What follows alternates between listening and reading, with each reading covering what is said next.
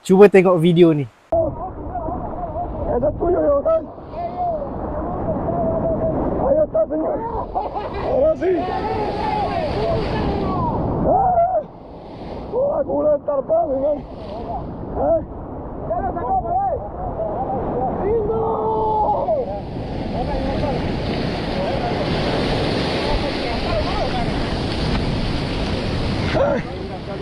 Olah kewa tayar memang.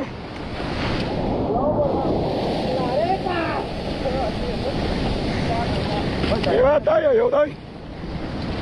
Daripada bentuk badan yang panjang warna silver dan mulutnya yang besar, ikan ni nampak seperti tarpon, antara ikan gamefish yang memang terkenal sebab tenaga dia bukan biasa-biasa. Bila dah kena pancing, tarpon boleh meronta, berpusing, malah melompat keluar dari air untuk cuba lepaskan mata kail. Sebab tu dalam video ni nampak beberapa orang sekali kena kontrol ikan ni. Fakta yang menarik, tarpon tertentu boleh membesar lebih 2 meter dan beratnya melebihi 100 kilogram. Lagi rare, ikan ni boleh ambil udara terus dari permukaan menggunakan swim bladder yang berfungsi hampir macam organ pernafasan tambahan. Kalau anda minat dengan konten ni, jangan lupa like dan follow.